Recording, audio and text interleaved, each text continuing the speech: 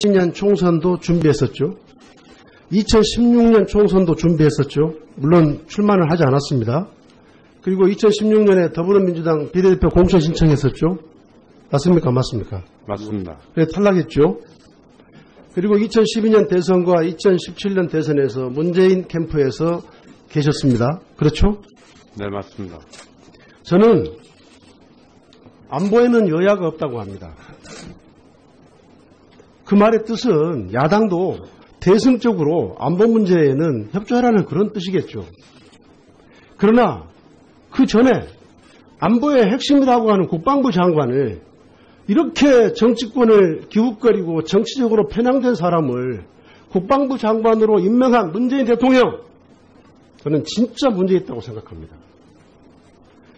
적어도 국방부 장관을 국방밖에 모르고 평생을 국방을 위해서 헌신한 사람을 국방부 장관으로 임명하고, 그리고 야당도 그런 국방부 장관을 중심으로 하는 안보에 대해서 야당도 대승적으로 협조하는 것이 맞다, 저는 그런 생각을 하고 있는데, 어떻게 이렇게 총선, 두 번의 총선에 대해서 그리고 대선 때마다 이렇게 하신 분을 갖다가 국방부 장관으로 임명을 하는지 정말. 그리고 거기다가 대통령께서 5대 인사원칙을 천명했는데 위장전입 4번, 논문 표절, 거기다가 음주운전. 물론 그렇습니다. 음주운전 26년 전에 있었던 일이고 그럴 수 있습니다. 당시 또 음주운전에 대해서 약간 관용적인 것을 취하는 그런 것도 문화도 있었을 겁니다. 그러나 중요한 것은 음주운전은 과거에 범죄였을지 모르지만 음주운전 하지 않았다고 거짓말한 것은 현재의 범죄입니다. 또 월 3천만 원을 받고 로펌으로부터 운전기사와 차량이 제공되고 비서까지 받았으면서 약간의 활동비를 받았다고 어떻게 이렇게 뻔뻔스럽게 이야기할 수 있습니까? 그리고 이렇게 해서 결국은 ADD에 거짓말을 한 겁니다. 겸직 허가를 받기 위해서. 도덕적으로 이렇게 문제가 있는 분, 정치적으로도 이렇게 편향되고 도덕적으로도 문제가 있는 분, 이런 분을 문재인 대통령께서 아무튼 검증 소홀이든 어쨌든 간에 말이죠, 국회에 청문 요청을 한다. 이것은 국민과 국회에 대한 정말 이건 모독입니다. 모독. 그리고 이런 지경에 이르지 않도록 대통령께서 지명 철회를 하든지 아니면 당사자가 사퇴하는 것이 저는 옳았다고 생각합니다. 자, 이제 저 후보자께 좀 질의 좀 해보겠습니다. 2007년 2월 김영수 소령 만나셨죠? 만났습니다. 근데 6월 26일 연합뉴스에서는 후보자께서 뭐라고 말씀하셨냐면 김영수 소령에 대해서 당시 진로 상담해줬다고 그랬어요. 맞죠? 김영수 소령 며칠 전에 있었던 일입니다. 며칠 전에. 예, 연합뉴스 인터뷰에서 후보자께서 김영수 소령을 만났지만 그것은 김영수 소령에 대해서 진로 상담해준 거다, 이렇게 말씀하셨어요. 맞죠? 그거를 포함해서 맞습니다. 네. 그런데 실은 김영수 소령은 당시 이 군에 만연한 납품 비리, 이것을 시정하려고 참 당시 총장 후보자를 믿고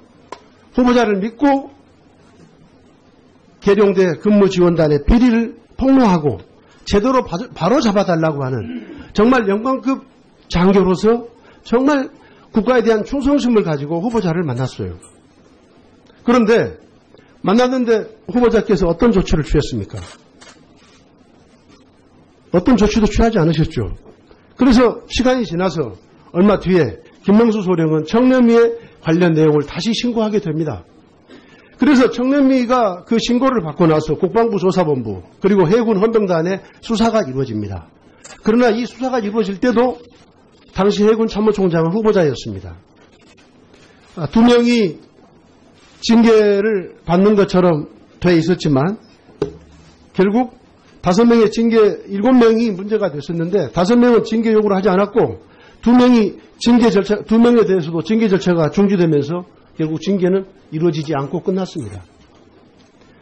그래서 김명수 소령은 다시 2년 뒤인 2009년, 이제는 후보자가 해군 참모총장이 아닐 때입니다. MBC 비디수첩을 통해서 이 사건이 세상에 알려졌고 국방부 특별조사단이 대대적인 수사를 해서 8명이 구속되고 52명이 사법 처리되고 41명이 징계를 받았습니다. 이렇게 어마어마한 사건이었어요. 두 번의 기회가 후보자께 주어졌습니다. 그러나 후보자는 첫 번째는 묵살하고 두 번째는 유야무야 끝냈습니다. 그런데 이런 분이 국방개혁의 적임자라고 알려져 있습니다. 저는 대한민국 군에 국방에 이렇게 사람이 없습니까? 참 저는 이 통탄을 느낍니다. 그래서 다음 질문은 이제 오후 때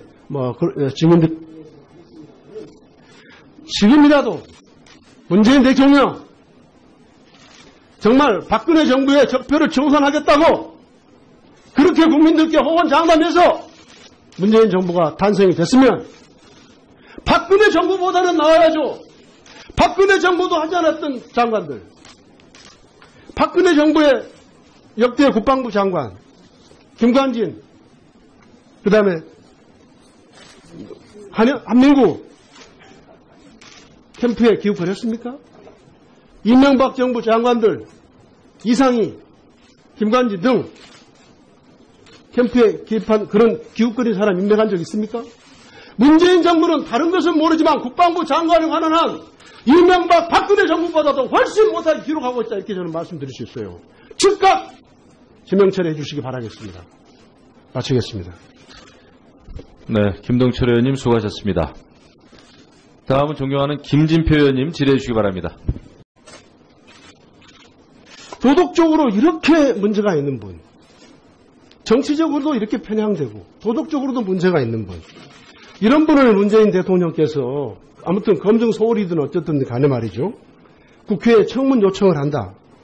이것은 국민과 국회에 대한 정말 이건 모독입니다. 모독.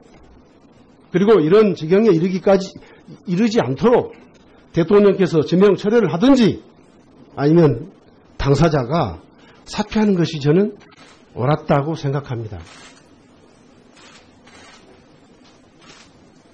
자, 이제 저 후보자께 좀 질의 좀 해보겠습니다. 2007년 2월 김영수 소령 만나셨죠? 만났습니다. 근데 6월 26일 연합뉴스에서는 후보자께서 뭐라고 말씀하셨냐면 김영수 소령에 대해서 당시 진로 상담해줬다고 그랬어요. 맞죠? 김영수 소령 며칠 전에 있었던 일입니다. 며칠 전에. 예, 연합뉴스 인터뷰에서 후보자께서 김영수 소령을 만났지만 그것은 김영수 소령에 대해서 진로 상담해준 거다, 이렇게 말씀하셨어요. 맞죠? 그거를 포함해서 맞습니다. 네. 그런데 실은 김영수 소령은 당시 이 군에 만연한 나쁜 비리, 이것을 시정하려고 참 당시 총장 후보자를 믿고 계룡대 근무지원단의 비리를 폭로하고 제대로 바로 잡아달라고 하는 정말 영광급 장교로서 정말 국가에 대한 충성심을 가지고 후보자를 만났어요. 그런데 만났는데 후보자께서 어떤 조치를 취했습니까? 어떤 조치도 취하지 않으셨죠. 그래서 시간이 지나서 얼마 뒤에 김명수 소령은 청렴위에 관련 내용을 다시 신고하게 됩니다. 그래서 청렴위가 그 신고를 받고 나서 2010년 총선도 준비했었죠. 2016년 총선도 준비했었죠. 물론 출마를 하지 않았습니다. 그리고 2016년에 더불어민주당 비례대표 공천 신청했었죠. 맞습니까? 맞습니까? 맞습니다. 그래 탈락했죠. 그리고 2012년 대선과 2017년 대선에서 문재인 캠프에서 계셨습니다. 그렇죠? 네, 맞습니다. 저는 안보에는 여야가 없다고 합니다. 그 말의 뜻은 야당도 대승적으로 안보 문제에는 협조하라는 그런 뜻이겠죠. 그러나 그 전에 안보의 핵심이라고 하는 국방부 장관을 이렇게 정치권을 기웃거리고 정치적으로 편향된 사람을 국방부 장관으로 임명한 문재인 대통령, 저는 진짜 문제 있다고 생각합니다. 적어도 국방부 장관을 국방밖에 모르고 평생을 국방을 위해서 헌신한 사람을 국방부 장관으로 임명하고, 그리고 야당도 그런 국방부 장관을 중심으로 하는 안보에 대해서 국방부 조사본부 그리고 해군 헌병단의 수사가 이루어집니다. 그러나 이 수사가 이루어질 때도 당시 해군 참모총장은 후보자였습니다. 두 명이 징계를 받는 것처럼 돼 있었지만 결국 5명의 징계, 7명이 문제가 됐었는데 5명은 징계 요구를 하지 않았고 2명에 대해서도 징계 절차가 중지되면서 결국 징계는 이루어지지 않고 끝났습니다. 그래서 김명수 소령은 다시 2년 뒤인 2009년, 이제는 후보자가 해군 참모총장이 아닐 때입니다. MBC 비디수첩을 통해서 이 사건이 세상에 알려졌고 국방부 특별조사단이 대대적인 수사를 해서 8명이 구속되고 52명이 사법 처리되고 41명이 징계를 받았습니다. 이렇게 어마어마한 사건이었어요. 두 번의 기회가 후보자께 주어졌습니다. 그러나 후보자는 첫 번째는 묵살하고 두 번째는 유야무야 끝냈습니다. 그런데 이런 분이 국방개혁의 적임자라고 알려져 있습니다. 저는 야당도 세정적으로 협조하는 것이 맞다, 저는 그런 생각을 하고 있는데 어떻게 이렇게 총선, 두 번의 총선에 대해서 그리고 대선 때마다 이렇게 하신 분을 갖다가 국방부 장관으로 임명을 하는지 정말. 그리고 거기다가 대통령께서 5대 인사원칙을 천명했는데 위장전입 4번, 논문 표절, 거기다가 음주운전. 물론 그렇습니다. 음주운전 26년 전에 있었던 일이고 그럴 수 있습니다. 당시 또 음주운전에 대해서 약간 관용적인 것을 취하는 그런 것도 문화도 있었을 겁니다. 그러나 중요한 것은 음주운전은 과거의 범죄였을지 모르지만 음주운전 하지 않았다고 거짓말한 것은 현재의 범죄입니다. 또 월 3천만 원을 받고 로펌으로부터 운전기사와 차량이 제공되고 비서까지 받았으면서 약간의 활동비를 받았다고 어떻게 이렇게 뻔뻔스럽게 이야기할 수 있습니까? 그리고 이렇게 해서 결국은 ADD에 거짓말을 한 겁니다. 겸직 허가를 받기 위해서.